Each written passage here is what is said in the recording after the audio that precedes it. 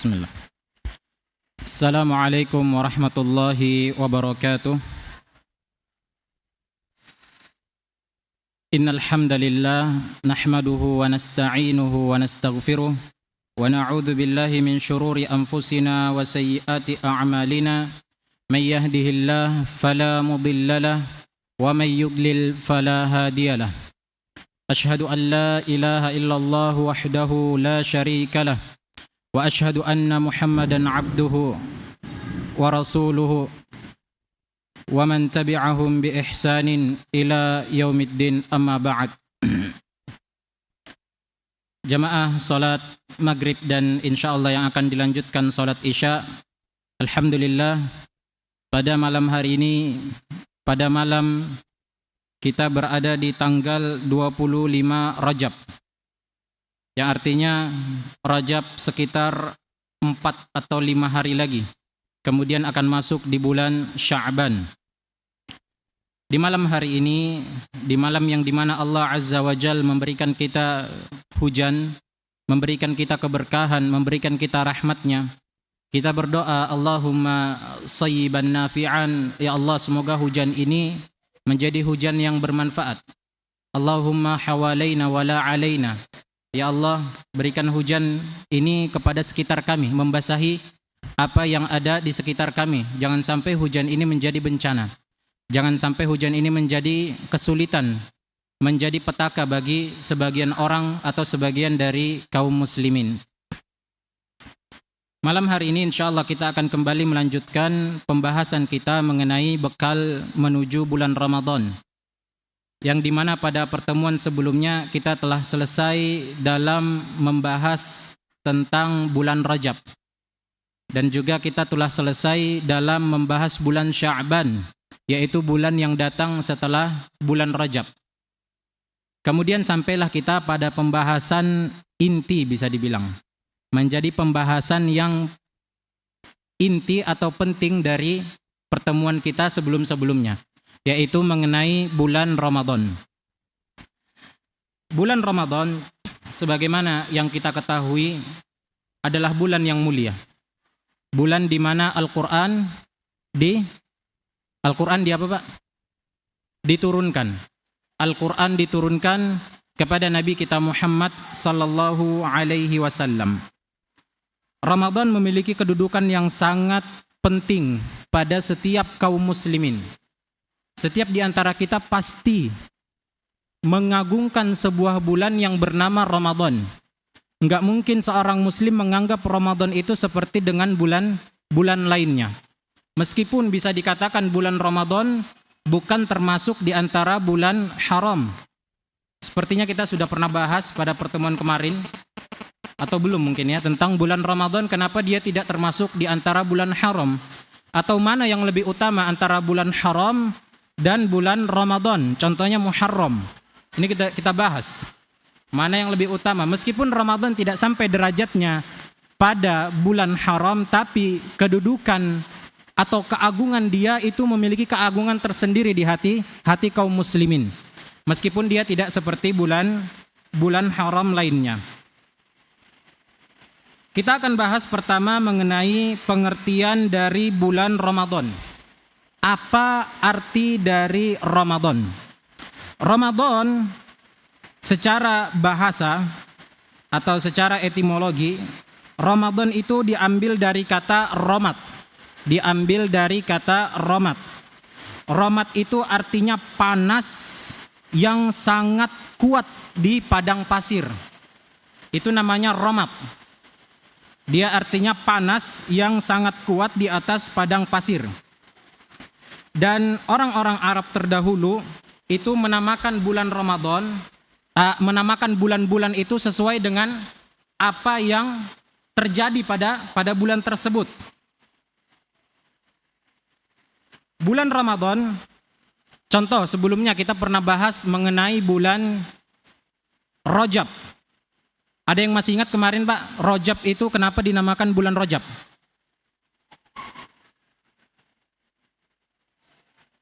Mengambil air. Mengambil air itu di bulan Sya'ban. Rajab itu artinya izhar atau zahara, muncul.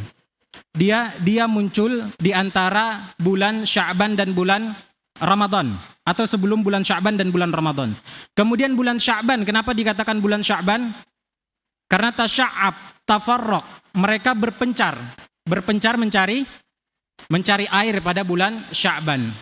Jadi orang-orang Arab terdahulu menamakan bulan itu sesuai dengan kejadian yang mayoritas di dalam bulan tersebut. Seperti contohnya juga ini bulan Ramadan. Kenapa dikatakan Ramadan? Karena pada bulan itu bulan yang panas. Padang pasir saat itu sampai pada suhu-suhu yang tidak seperti bulan-bulan lainnya. Makanya dinamakan Romad, panas. Ini menurut bahasa. Kemudian menurut istilah syar'i atau istilah terminologi, Ramadan adalah bulan yang ke-9 pada sistem penanggalan Hijriah. Yang dimana bulan Ramadan itu diapit antara bulan Sya'ban dan juga bulan Syawal. Dan di dalamnya terdapat kewajiban berpuasa. Jadi bulan Sya'ban secara syariat atau secara istilah adalah bulan yang ke-9 dari bulan Hijriah. Dan dia diapit di antara bulan Sya'ban dan juga di antara bulan Syawal. Dan di dalamnya terdapat kewajiban berpuasa. Kalau bulan-bulan lainnya nggak ada kewajiban tentunya. Ada ulama yang mengatakan bahwasanya Ramadan, kenapa dikatakan Ramadan? Karena dia membakar membakar dosa-dosa manusia. Makanya dinamakan Ramadan karena dia panas. Kenapa dikatakan panas? Dia panasnya itu panas yang majazi, bukan hakiki.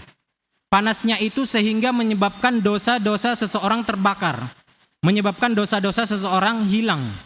Dan kalau kita lihat, kita selaraskan dengan hadis-hadis yang ada dari Nabi kita alaihi salatu wassalam, memang benar, Ramadan adalah bulan di mana orang-orang diampuni. Bulan di mana ampunan atau pintu ampunan itu lebih lebar. Kesempatan untuk diampuni lebih luas dibandingkan dengan bulan lainnya. Contoh di dalam hadis dikatakan walillahi utaqa, dan ini di bulan Ramadan.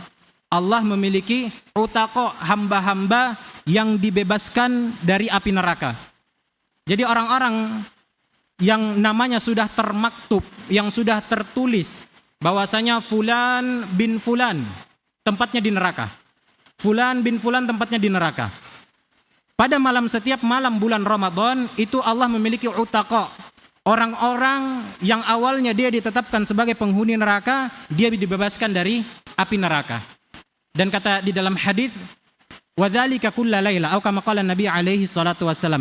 Dan itu terjadi setiap malam, bukan hanya satu kali dalam satu bulan, tapi itu setiap malam selama bulan Ramadan.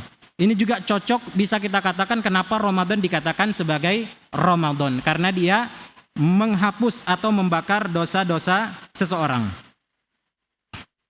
Sekarang ada permasalahan, ada silang pendapat di antara para ulama.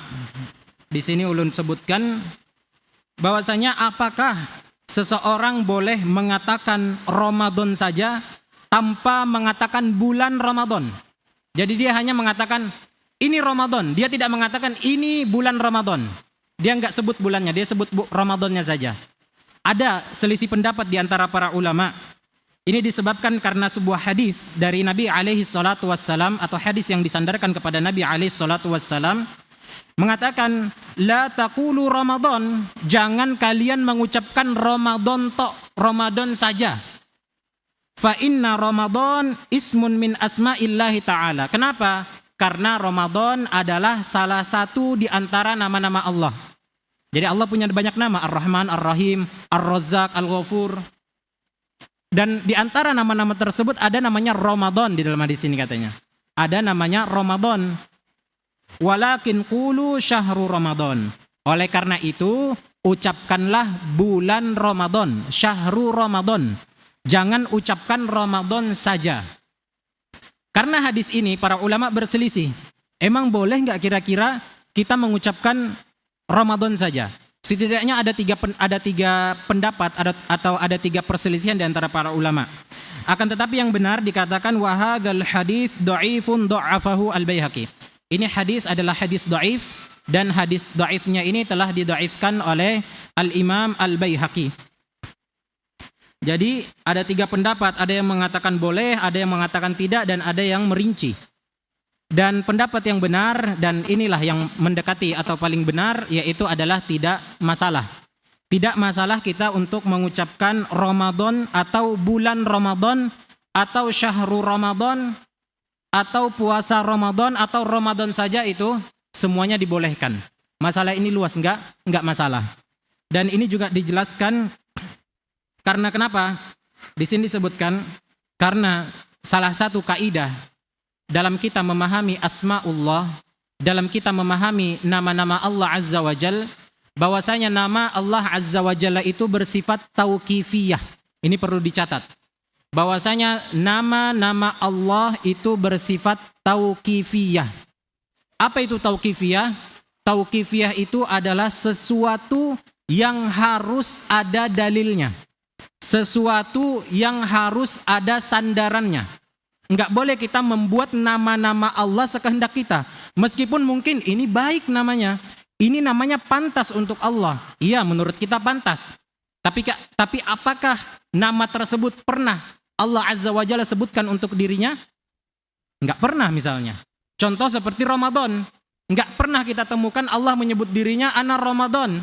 Enggak ada Allah menyebutkan saya Ramadan. Oleh karena itu, dulu ada pernah viral juga masalah penamaan Allah. Ada yang menamakan Allah Maha Keren. Bagus enggak kira-kira? Allah Maha Keren. Bagus tidak? Ada yang salah dari namanya? Kalau kita lihat secara arti, ya keren itu bagus, keren. Tapi apakah ini pantas untuk Allah? Tidak pantas kita katakan. Karena nama Allah enggak seenaknya bisa kita buat-buat. Allah Maha ini, Maha ini. Allah ini namanya Allah, enggak. Kita katakan nama-nama Allah itu bersifat tauqifiyah. Enggak boleh kita buat-buat sendiri. Apa yang Allah sebutkan di dalam Al-Quran atau di dalam hadis yang Nabi alaihi salatu wassalam sampaikan, Ar-Razzaq, Ar-Rahman, Ar-Rahim, ini semuanya banyak. Dan inilah yang kita tetapkan apa yang Allah Azza wa Jalla sebutkan. Dan pendapat ini juga, pendapat yang membolehkan ini sebagaimana dijelaskan oleh Imam An-Nawawi dalam syarah Muslim beliau mengatakan annahu yajuzu an yuqal Ramadan min ghairi dzikri syahri bila karahah. Boleh bagi kita menyebut Ramadan saja tanpa menyebutkan syahrun, tanpa menyebutkan bulan, dan ini tidak makruh. Karena ada beberapa ulama yang memakruhkan. Kita menyebut Ramadan saja itu makruh. Harus ada bulan Ramadan. Ini ada beberapa ulama yang menyebutkan ini. Tapi Al-Imam An-Nawawi mengatakan enggak. Ini enggak makruh, ini perkara nama, enggak makruh. Dan bahkan ini enggak ada dalilnya dan enggak bisa kita hukumi apapun.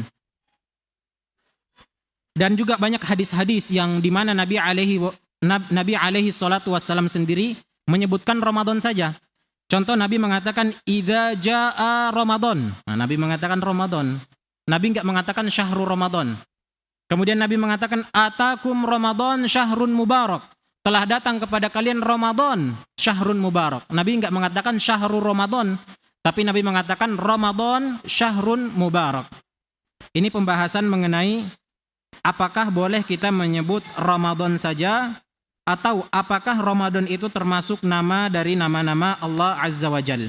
Jawabannya bukan termasuk dari nama-nama Allah dan tidak masalah kita mengatakan Ramadan atau bulan Ramadan. Ini perkara yang luas. Kemudian di sini ulun sudah susun beberapa pembahasan yang runut insyaallah mengenai pembahasan bulan Ramadan. Kemudian bulan Ramadan di masa jahiliyah.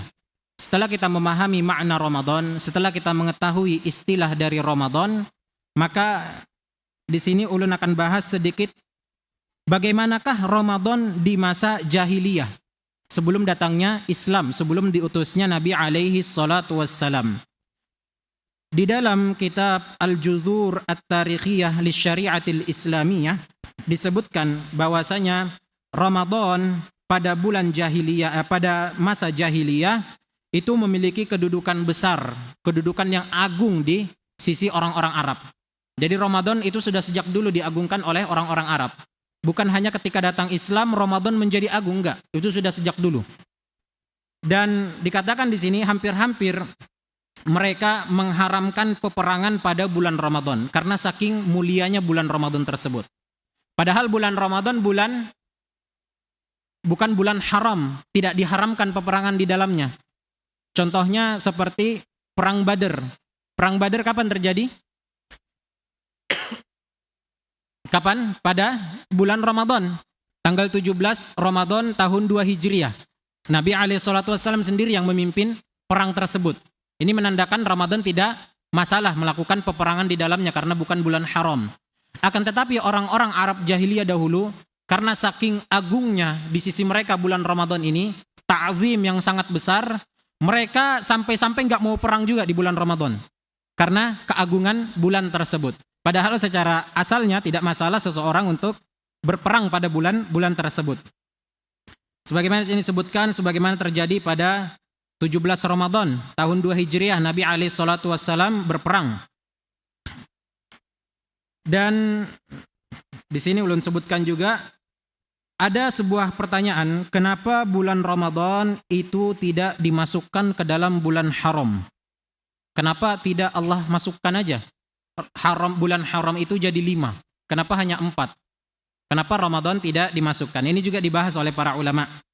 Para ulama mengatakan bahwasanya setiap bulan yang Allah ciptakan, fi kitabillah yauma khalaqas samawati wal ard. Allah katakan pada kitab Allah, yaitu bulan 12 bulan yang Allah ciptakan, itu sejak diciptakannya langit dan bumi 12 bulan ini sudah ada. Dan Allah Subhanahu wa taala sudah memberikan keutamaan masing-masing setiap bulan yang ada. Arba'atun minha hurum. Di antaranya adalah 4 bulan haram. 4 bulan haram. Dan 4 bulan haram ini sudah ada sejak penciptaan langit dan bumi. Jadi bukan artinya bulan haram ini ditetapkan ketika Islam ada, enggak. Tapi sudah sejak awal Allah menciptakan langit dan bumi, Allah sudah tetapkan 4 bulan ini adalah bulan haram. Dan Allah tidak memasukkan bulan Ramadan di dalamnya.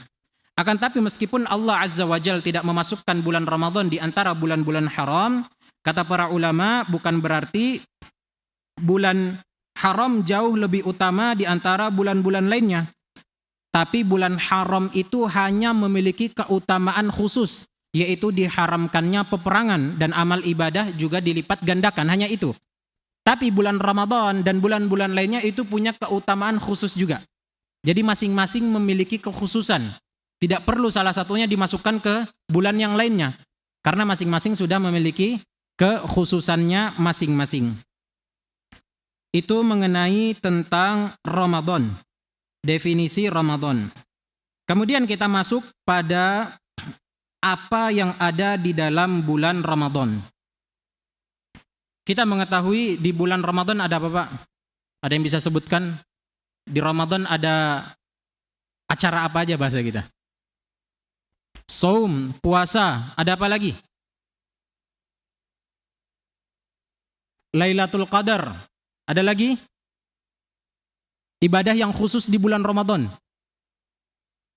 I'tikaf di 10 hari terakhir. Ini sangat disunnahkan. Ada lagi? Di bulan Ramadan, zakat. Zakat nanti ketika sudah masuk Syawal sebenarnya. Dan masih banyak lagi sebenarnya ibadah-ibadah yang dianjurkan di bulan Ramadan. Dan kita akan masuk pada ibadah pertama, ibadah yang paling agung di bulan Ramadan, yaitu adalah ibadah puasa. Kita akan bahas puasa secara definisi terlebih dahulu. Puasa secara bahasa berarti al-imsak an syai'.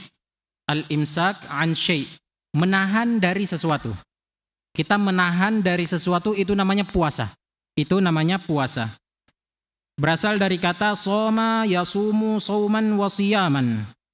Sebagaimana Allah Azza wa Jalla mengatakan ketika bercerita tentang Maryam di dalam surah Maryam mengatakan inni nadzartu lirrahmani sauma. Inni nadzartu lirrahmani sauma. Falan ukallimal yauma insiya. Maryam mengatakan, pada hari ini aku bernazar, aku akan berpuasa. Tapi bukan berarti puasanya dari menahan makan dan minum. Tapi maksud beliau, falan ukallimal yauma insiya. aku tidak akan berbicara kepada orang siapapun. Di sini Maryam berpuasa, tapi berpuasa apa maksudnya? Berpuasa dari berbicara, bukan berpuasa dari makan dan minum. Ini secara bahasa. Ini puasa secara bahasa. Dalam ayat ini, inni nazartu lirrahmani sauma. Sauma di sini bukan artinya puasa yang kita tahu, makan dan minum, menahan dari makan dan minum. Tapi maksudnya puasa di sini adalah puasa secara bahasa, yaitu menahan dari sesuatu. Dan dijelaskan, falan ukallimal yauma insiya. Aku tidak akan berbicara dengan siapapun. Kemudian secara terminologi syariat, secara istilah, puasa adalah menahan diri dari pembatal-pembatal puasa, baik secara nyata. Ulun agak sulit mencari padanan bahasa kita di dalam bahasa Arab, dalam bahasa Indonesia. Baik secara nyata atau secara hukum. Baik secara hakiki atau secara majazi. Bisa. Pada waktu tertentu, dari orang tertentu, dengan niat puasa sejak terbitnya fajar, yakni fajar sodik, sampai terbenamnya matahari. Jadi puasa itu menurut syariat adalah menahan dari pembatal-pembatal puasa. Baik yang hakiki, baik yang nyata, contoh makan dan minum. Yang konkret, memang ada bendanya yang bisa membatalkan puasa. Makan dan minum, muntah dengan sengaja, menyuntikkan diri dengan maghazi atau sesuatu yang bergizi, sesuatu yang bisa menggantikan dan makan dan minum, ini membatalkan puasa. Baik secara hakiki atau secara hukum, secara majazi. Seperti contohnya seseorang berniat membatalkan puasa. Di tengah hari mengatakan, saya berniat membatalkan puasa. Meskipun gak diucapkan, tapi dalam hatinya dia berniat ingin membatalkan puasa.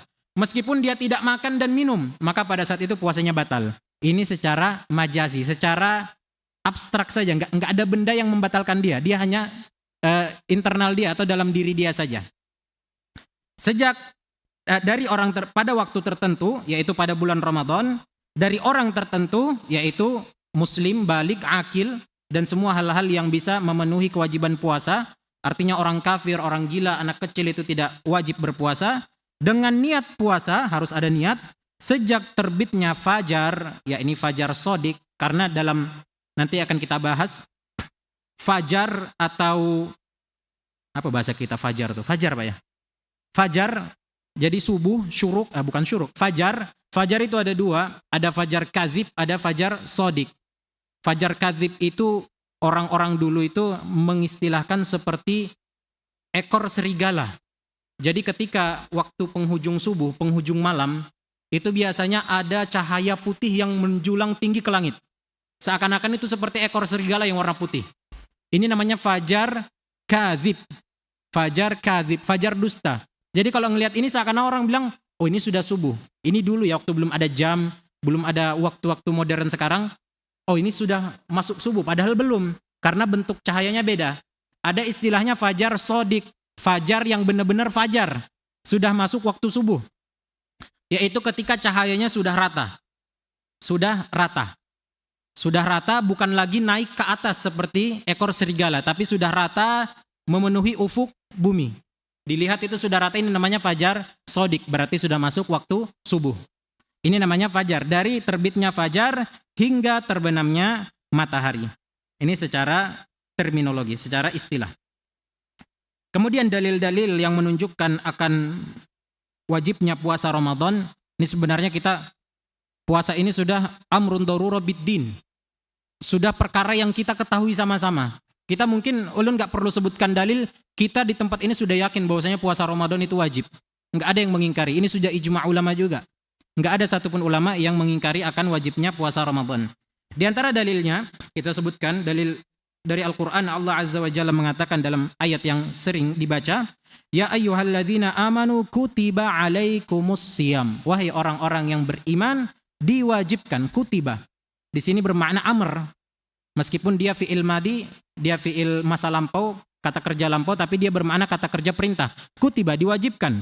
kepada kalian as-siyam, berpuasa, kama kutiba 'alal ladzina min qablikum la'allakum tattaqun.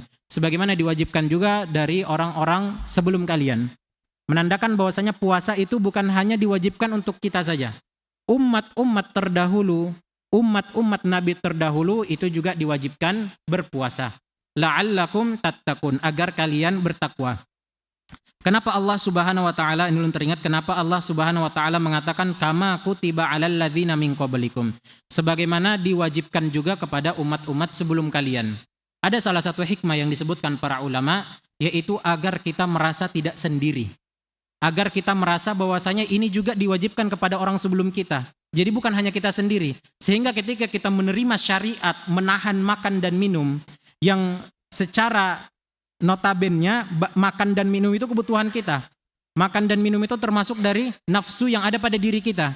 Maka ketika kita meninggalkannya tentu kita akan berat merasakannya. Ketika Allah menyebutkan sebagaimana diwajibkan kepada umat-umat terdahulu, di situ kita agak merasa legowo, agak merasa tenang, bisa menerima. Oh, ternyata bukan cuma kami yang diwajibkan. Orang-orang terdahulu juga ternyata diwajibkan. Ini salah satu hikmah yang disebutkan oleh para ulama. Dan juga bisa memberikan semangat bagi orang-orang dalam berpuasa. Adapun dalil dalam hadis Nabi alaihi salatu wassalam, beliau mengatakan di sini dari Talha bin Ubaidillah, anna a'rabiyan ja'a ila Nabi sallallahu alaihi wasallam tha'irar ras. Bahwasanya ada seorang laki-laki Arab tentunya yang datang kepada Nabi sallallahu alaihi wasallam. Orang ini bertanya, "Ya Rasulullah, akhbirni madza faradallahu alaihi minas siyam." Ya Rasulullah, kabarkan kepadaku apa yang diwajibkan Allah bagiku dari puasa. Puasa apa aja yang Allah wajibkan? Nabi mengatakan syahrul Ramadan, puasa di bulan Ramadan. Orang ini kembali bertanya, hal alayya ghairuhu? Wahai Rasulullah, apakah ada selain itu yang diwajibkan? Nabi mengatakan la illa an tatawwa'a syai'an. Tidak ada lagi kecuali engkau ingin menambahnya dengan puasa-puasa sunnah. Yang maksudnya selain puasa Ramadan yaitu semuanya puasa sunnah. Ini secara hadis bisa disimpulkan bahwasanya Ramadan itu adalah puasa wajib. Kemudian juga dalil dari ijma' ulama sebagaimana dinukil oleh Ibnu Rushd dalam Bidayatul Mujtahid, di sini dinukil bahwasanya tidak ada satupun nukilan yang menyelisihi wajibnya puasa Ramadan. Sejak puasa Ramadan disyariatkan sampai hari ini tidak ada satupun ulama Islam yang menyelisihi bahwasanya Ramadan atau puasa Ramadan itu hukumnya wajib. Tidak ada yang menyelisihi. Ini mengenai pendalilan tentang puasa Ramadan. Kemudian kita lanjutkan pembahasan mengenai bulan Ramadan, yaitu tentang sejarah pensyariatan puasa Ramadan. Jadi puasa Ramadan ini diturunkan oleh Allah Azza wa Jalla kepada kaum muslimin tidak langsung pada bentuk yang kita kenal pada hari ini. Sebagaimana kita berpuasa dari setelah sahur atau setelah fajar sampai maghrib, itu di zaman ketika awal-awal pensyariatan puasa tidak demikian bentuknya. Setidaknya ulama menyebutkan ada 4 tahapan. Ada 4 fase di mana puasa Ramadan itu disyariatkan.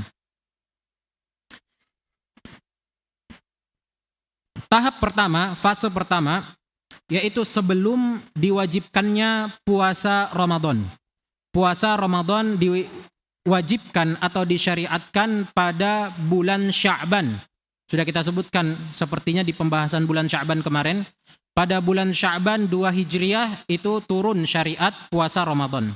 Nah, sebelum puasa Ramadan ini turun, sebelum syariat Ramadan diturunkan, kaum muslimin pada saat itu diwajibkan berpuasa pada hari Asyura. Jadi sebelumnya nggak wajib puasa Ramadan. Yang wajib adalah puasa di hari Asyura, yaitu hari ke-10 dari bulan Muharram. Sebagaimana di dalam hadis diceritakan bahwasanya Nabi Shallallahu Alaihi Wasallam berpuasa di hari Asyura dan memerintahkan kaum muslimin lainnya untuk berpuasa juga. Dan perintah di sini menunjukkan wajib pada saat itu. Memerintahkan untuk berpuasa Asyura. Kemudian tatkala pada tanggal 2 Hijriah diturunkanlah syariat puasa Ramadan. Ketika puasa Ramadan diturunkan, maka puasa Asyura yang awalnya wajib itu berubah menjadi sunnah. Ini fase pertama di mana puasa itu diwajibkan kepada kaum muslimin. Kemudian yang kedua, ketika tahun 2 Hijriah puasa Ramadan sudah diturunkan, kaum muslimin pada saat itu diperbolehkan. Ketika dia tidak bisa untuk berpuasa, dia diperbolehkan untuk memilih. Apakah dia mau berpuasa atau dia membayar fidyah. Kalau dia nggak mau puasa, ya udah, saya bayar fidyah. Beda sama kita sekarang. Kita nggak boleh nggak berpuasa kecuali emang uzur yang benar-benar uzur. Itu pun kalau ada uzur nanti harus kita qadha. Tapi di zaman dulu nggak. Cukup bayar fidyah saja. Saya nggak mau puasa hari ini, saya bayar fidyah, satu orang miskin, satu makanan, khalas, selesai. Saya nggak ada kewajiban apa-apa. Itu zaman dulu. Sebagaimana Allah Azza wa Jalla mengatakan, wa 'alal ladzina yutiqunahu fidyatun ta'amu miskin. Dan orang-orang yang merasa berat menjalankan puasa Ramadan, maka baginya membayar fidyah, yaitu memberi makan satu orang miskin untuk satu hari yang dia tinggalkan. Jadi pada zaman tersebut kaum muslimin mendapatkan dua pilihan. Dia boleh berpuasa atau meninggalkannya kemudian menggantinya dengan fidyah, dengan memberi makan satu orang miskin. Ini fase kedua. Ini fase kedua di awal-awal pensyariatan puasa Ramadan. Kemudian, dan ini di ayat itu yang wa 'alal ladzina yutiqunahu fidyatun ta'amu miskin, ini ayatnya hukumnya sudah dihapus. Hukumnya sudah mansukh, dihapus. Ini hukumnya sudah dihapus meskipun ayatnya masih ada, tapi hukum bahwasanya kita boleh memilih antara memberi makan atau kita berpuasa itu sudah nggak ada hukumnya lagi. Tapi ayatnya masih ada. Jadi nggak pas, bahkan nggak benar kita berdalil dengan ini. Oh, buktinya Allah memberikan pilihan kok. Kita boleh membayar fidyah atau bisa berpuasa. Enggak. Kita katakan ayat ini hukumnya sudah mansukh, sudah dihapus. Sudah dihapus dengan kewajiban berpuasa Ramadan. Kemudian fase yang ketiga, yaitu fase di mana puasa Ramadan sudah diwajibkan, tidak boleh lagi ada pilih-pilihan, wajib untuk berpuasa Ramadan, kalau tidak mampu nanti diqadha, tidak ada fidyah pada saat itu. Pada fase ini puasa wajib bagi orang yang mukim, bukan orang safar dan dia sehat dan mampu, yaitu mukallaf dan atau terbebani syariat. Nah, tapi ada perbedaan pada fase ini. Bentar.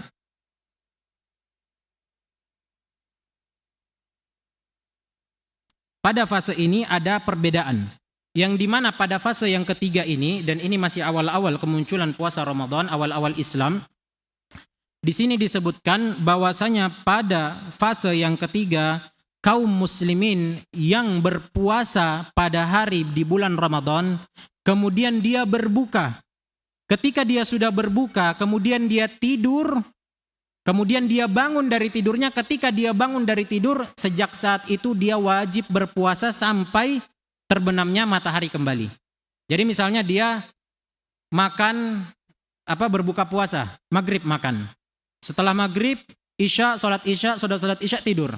Bangun jam 10 malam misalnya, atau bangun pertengahan malam. Maka sejak dia bangun, dia sudah nggak boleh makan lagi. Dia sudah dihitung berpuasa. Sampai nanti datang waktu berbuka lagi. Ini pada fase yang ketiga. Yaitu puasa Ramadan hanya diwajibkan atau hanya boleh ketika dia belum tidur. Sama halnya ketika misalnya ada sebuah kisah disebutkan di zaman sahabat, ada sahabat yang tidur. Tidurnya itu masalahnya bukan tidurnya setelah isya, tapi tidurnya sebelum waktu berbuka. Sebelum buka puasa ketiduran. Karena capek tidur kerja siang, kemudian sorenya tidur. Ketika tidur ternyata bangunnya malam, kelewatan waktu berbuka. Apa yang terjadi? Ya pada saat itu dia tidak boleh berbuka, tidak boleh makan. Dia harus lanjut puasanya sampai ketemu maghrib berikutnya. Ini berat pada zaman tersebut.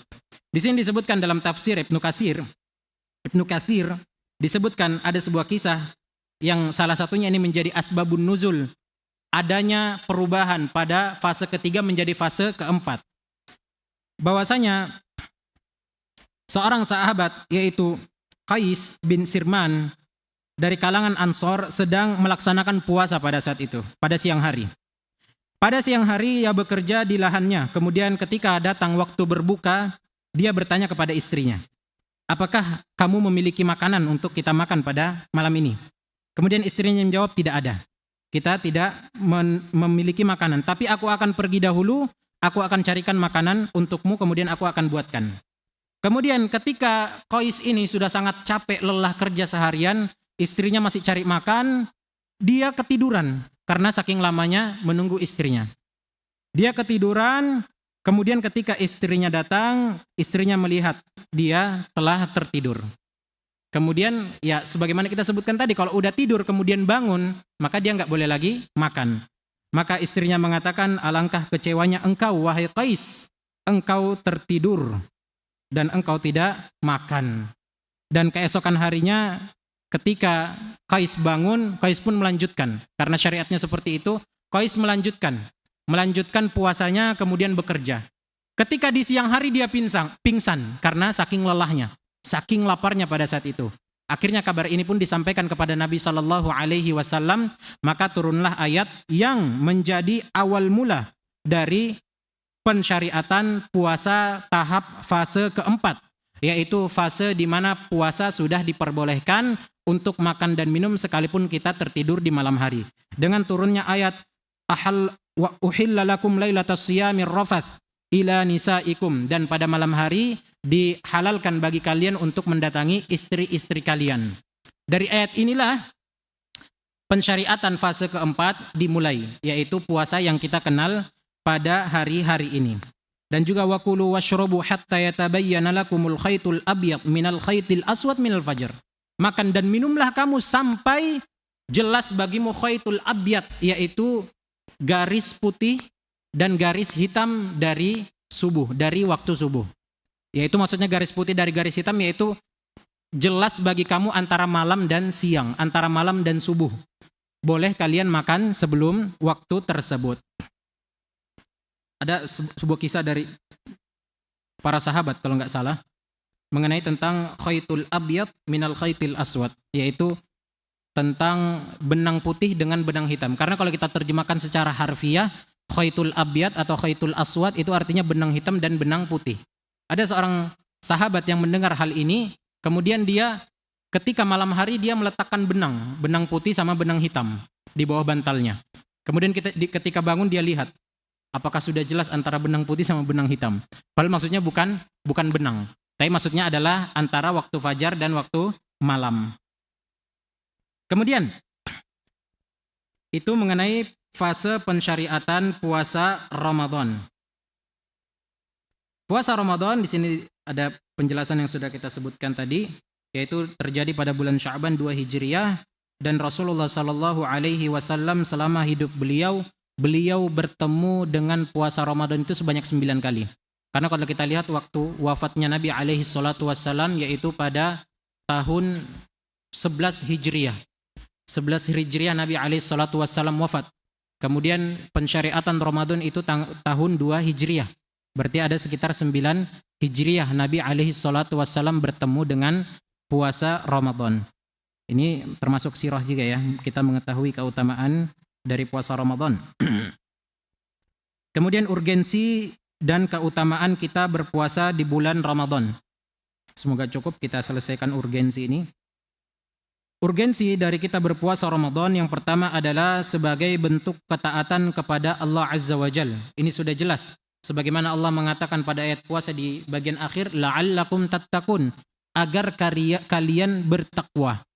Apakah kita bertakwa hanya di bulan Ramadan? Apakah di bulan-bulan lainnya kita tidak bertakwa? Jawabannya tentu tidak. Kita bertakwa di bulan-bulan lainnya dan juga di bulan Ramadan. Akan tapi Allah mensyariatkan puasa di bulan Ramadan agar ketakwaan kita itu semakin meningkat. Agar ketakwaan kita bisa kita tambah. Dan ini salah satu bentuk menjalankan ketaatan kita kepada Allah Azza wa Jalla. Dan juga firman Allah Azza wa Jalla, innama kana qaulal mu'minina idza du'u ila Allahi wa rasulih liyahkuma bainahum ay yaqulu sami'na wa ata'na wa ulaika humul muflihun. Dan orang-orang dan sesungguhnya mereka yang mengucapkan bahwasanya kami beriman, qalu al-mu'minin, yaitu orang-orang yang mengatakan bahwasanya dirinya mukmin, yaitu apabila mereka diajak kepada Allah dan Rasul-Nya untuk memutuskan sebuah perkara, mereka mengatakan sami'na wa ata'na, kami dengar dan kami taat. Inilah di mana sifat seorang muslim dilihat. Ketika Allah mengatakan kutiba alaikumus siyam, diwajibkan kepada kalian berpuasa, maka orang muslim pasti mengatakan sami'na wa ata'na, kami dengar dan kami pasti taat terhadap perintah tersebut. Kemudian juga bahwasanya puasa Ramadan adalah termasuk dari 5 atau salah satu dari 5 rukun Islam. Salah satu dari 5 rukun Islam sebagaimana hadis dari Ibnu Umar radhiyallahu anhuma yang terkenal, dikatakan dari Ibnu Umar, qala Rasulullah sallallahu alaihi wasallam, buniyal islamu ala khams. Islam itu dibangun di atas 5 perkara. Kita selesaikan sedikit. Syahadati alla ilaha illallah, yaitu syahadat, mengucapkan atau ikrar terhadap keesaan Allah, mengikrarkan bahwasanya tidak ada sesembahan yang berhak disembah kecuali Allah Azza wa Jal, wa anna Muhammadar Rasulullah, dan bahwasanya Muhammad sallallahu alaihi wasallam adalah utusan Allah. Ini rukun pertama. Wa iqamis shalah, dan mendirikan salat, ini rukun kedua. Wa itaiz zakah, ini rukun ketiga. Wal hajj, pada hadis ini haji jadi rukun keempat. Yang masyhur dalam riwayat lain haji rukun kelima. Wa shaumi Ramadan, dan berpuasa pada bulan Ramadan. Ada perbedaan pendapat di antara para ulama, ada khilaf apakah orang yang meninggalkan puasa berarti Islamnya batal. Sebagaimana kita ketahui bahwasanya puasa itu termasuk di antara rukun Islam. Rukun itu adalah pondasi, tiang Islam seseorang. Para ulama sepakat, orang yang meninggalkan rukun pertama, yaitu syahadatu alla ilaha illallah wa anna Muhammadar Rasulullah, ikrar, bersyahadat bahwasanya tidak ada sesembahan yang berhak disembah kecuali Allah, dan bahwasanya Nabi Muhammad adalah utusan Allah. Para ulama sepakat, orang yang meninggalkan syahadat atau rukun pertama ini, maka Islamnya batal. Maka Islamnya batal. Orang yang tidak mengakui Allah, tidak mengakui Rasulullah, maka tentu Islamnya batal. Ini ulama sepakat. Kemudian rukun yang kedua, iqamis shalah, mendirikan salat. Di sini ada khilaf yang sangat sengit di antara para ulama, khususnya para ahlul hadis. Ahlul hadis sangat-sangat mendukung bahwasanya orang yang meninggalkan salat kafir. Orang yang meninggalkan salat Islamnya batal. Karena ini termasuk dari rukun Islam yang kedua. Tapi untuk masalah, dan ini salat ada perbedaan pendapat dari para ulama. Ada yang mengatakan kafir, ada yang mengatakan tidak. Dia tidak kafir, tapi dia melakukan dosa besar. Dan juga ada perselisihan mengenai puasa Ramadan. Puasa Ramadan juga ada perselisihan di antara para ulama. Di sini dikatakan, jika hilang semua rukunnya maka Islamnya rusak. Jika hilang syahadatnya maka Islamnya juga rusak. Tapi ada khilaf di antara rukun-rukun setelahnya. Salat ada khilaf. Kemudian puasa juga ada khilaf. Wal adhar waqafahu ala Ibn Abbas faqad ja'ala Ibn Abbas taraka hadhihi al-arkan kufran. Tariku hadzal arkan kufra, lakin ba'daha kufran yubihu ad-dam wa ba'daha la yubihu. Dan sebagian ulama atau sebagaimana Ibnu Abbas mengatakan bahwasanya yang meninggalkan rukun-rukun ini, sebagian ada yang ketika rukun ini ditinggalkan dia haram darahnya, maksudnya dia kafir. Tapi ada sebagian rukun yang ditinggalkan itu tidak menjadi kafir. Ini ada pembahasan di antara para ulama mengenai hal ini. Dan tentu kita katakan ini bukan ranah kita untuk bisa memutuskan, fulan enggak sholat kafir. Ini bukan ranah kita. Ini bukan tugas kita. Yang kita tahu fulan meninggalkan sholat, oke, fulan itu berdosa karena dia meninggalkan sholat. Tapi apakah dia kafir atau tidak, kita tidak tahu. Kita diam. Atau mau kita aman, kita pilih pendapat para ulama, dia tidak kafir. Dia tidak kafir tapi dia melakukan dosa besar. Begitu juga dengan rukun-rukun yang lainnya. Kita tidak tahu dan ini bukan ranah kita. Meskipun kita tahu dalilnya, kita tahu jawaban-jawaban para ulama, tapi itu tetap bukan ranah kita untuk memvonis apakah seseorang itu begini, apakah itu seseorang begini. Tapi yang pasti ketika rukun pertama yang ditinggalkan, itu semua ulama sepakat bahwasanya dia kafir, yaitu meninggalkan 2 kalimat syahadat. Kita dengar azan sebentar, kemudian kita lanjutkan urgensi lainnya. Silakan.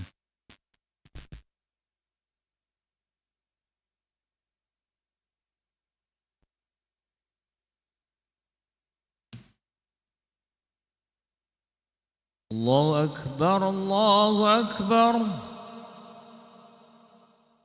Allahu Akbar, Allahu Akbar.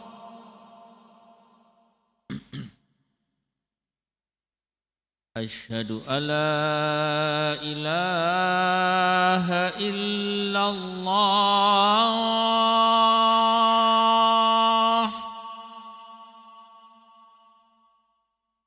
Asyhadu an la ilaha illallah.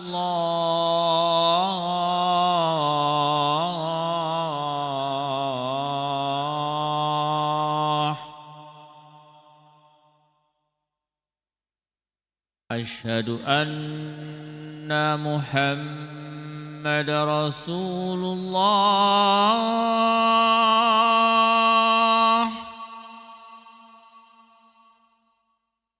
Asyhadu anna Muhammad Rasulullah.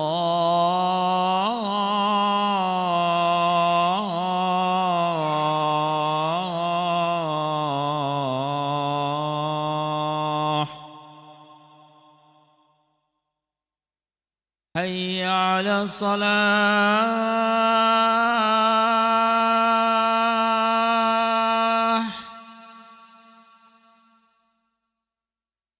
Hayya 'ala shalah.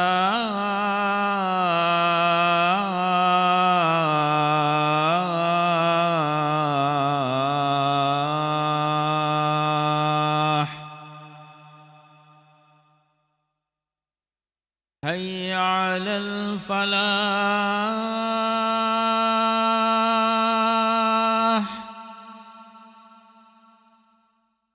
Hayya 'alal falah.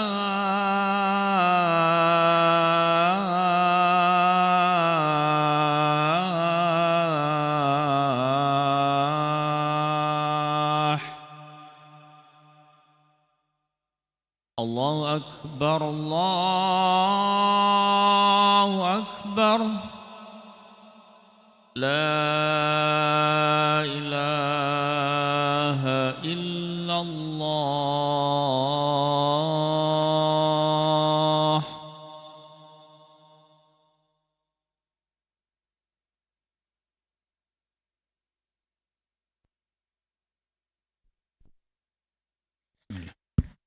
Kita lanjutkan kembali.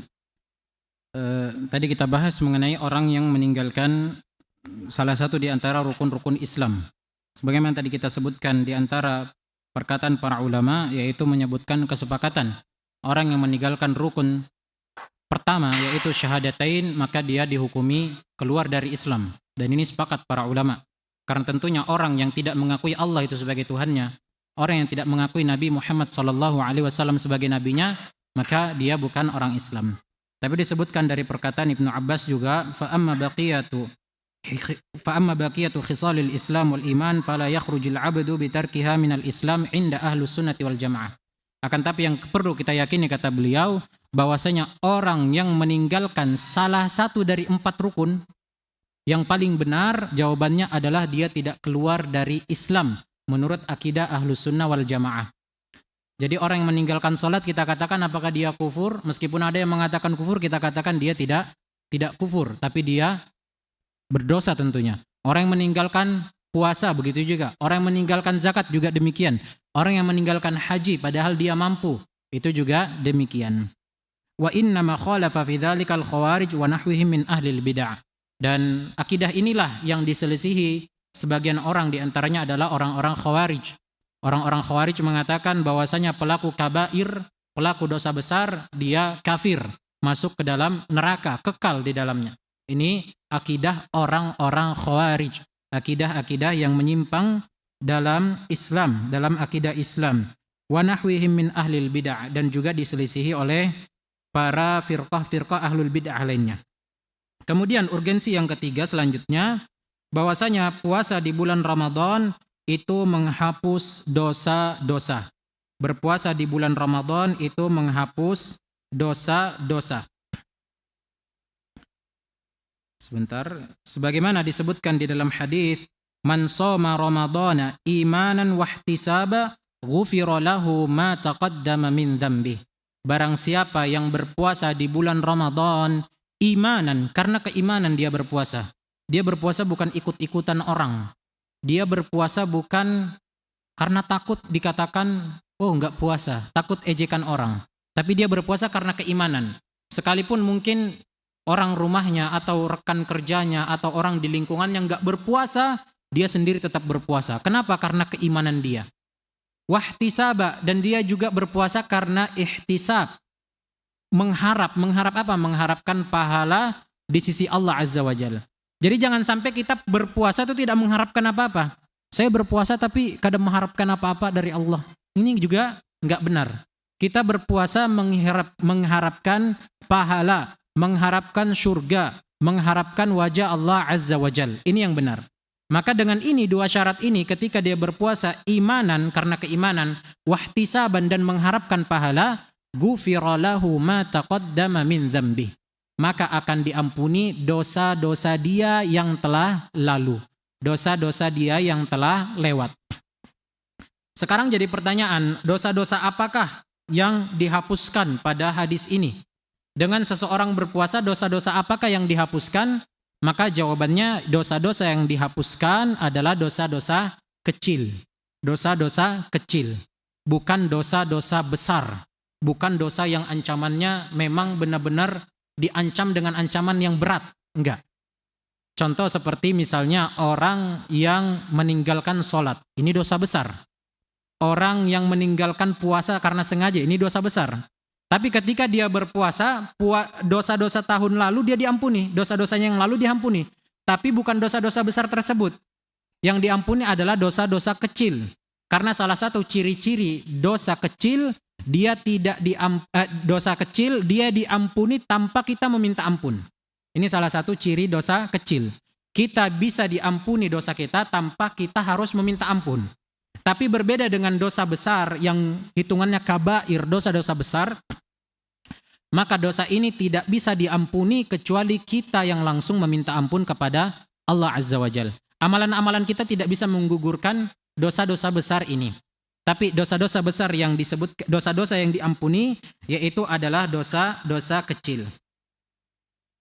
Kemudian yang keempat adalah bahwasanya puasa Ramadan itu termasuk menjadi pembebas seseorang dari api neraka. Terbebasnya seseorang dari api neraka. Sebagaimana dikatakan di dalam hadis, inna lillahi utaqa fi kulli lailatin. Allah memiliki utaqa. Ini sudah kita sebutkan tadi, yaitu hamba-hamba yang dibebaskan dari api neraka. Maka sangat merugi orang-orang yang ketika bulan Ramadan telah keluar, bulan Ramadan telah hilang, tapi dia belum diampuni oleh Allah Azza wa Jalla. Likulli abdin minhum da'watun mustajabah. Ini juga keutamaan Ramadan. Setiap hamba memiliki doa-doa yang mustajab, yang dikabulkan pada Ramadan, pada bulan Ramadan. Dan mengenai hadis ini, Ibnu Hajar dalam Fathul Bari mengisyaratkan bahwasanya yang dimaksud dengan malam-malam di sini, yang dimaksud waktu-waktu di sini yaitu adalah pada bulan Ramadan. Pada bulan Ramadan. Kemudian yang selanjutnya bahwasanya urgensi yang terakhir yang bisa kita sebutkan yaitu di bulan Ramadan ada doa-doa yang tidak tertolak. Doa-doa yang tidak tertolak. Sebagaimana disebutkan dalam hadis Anas bin Malik radhiyallahu anhu bahwasanya Nabi alaihi salatu wasallam bersabda, "Thalathu da'awat la turad." Ada 3 doa yang tidak akan tertolak. Salatsu da'awat la turad, ada 3 doa yang tidak tertolak. Yang pertama, da'watul walid, doa orang tua kepada anaknya. Ini salah satu doa yang tidak tertolak. Kalau kita ingin mendapatkan doa yang mustajab, ingin mendapatkan doa yang diterima oleh Allah Azza wa Jal, maka kita minta doa kepada kedua orang tua kita. Mungkin doa kita tidak tembus, untuk mengetuk pintu langit, tapi doa orang tua kita itu insya Allah pasti bisa menembus apa yang kita inginkan. Kemudian yang kedua, da'watus shaim, doa orang yang berpuasa. Dan berpuasa di sini secara umum, mau puasa sunnah atau puasa Ramadan. Doa orang berpuasa itu memiliki mustajab, memiliki keistimewaan untuk diijabah. Kemudian yang terakhir dalam hadis ini dikatakan da'watu al-musafir, doa orang yang bersafar. Oleh karena itu bagi kita yang mungkin akan melakukan safar atau sering melakukan safar, maka di sela-sela waktu safar tersebut kita perbanyak doa. Meskipun kita sholatnya dapat rukhsah, dapat keringanan, bisa kita jamak, bisa kita qasar, bisa kita potong. Tapi di sisi-sisi itu ada doa-doa yang mustajab. Doa-doa yang Allah Subhanahu wa taala dengar ketika kita berdoa, ketika kita bersafar. Dan inilah beberapa urgensi atau keutamaan dari berpuasa di bulan Ramadan. Sebenarnya urgensinya sangat banyak. Jika ingin kita datangkan satu-satu, itu sangat banyak.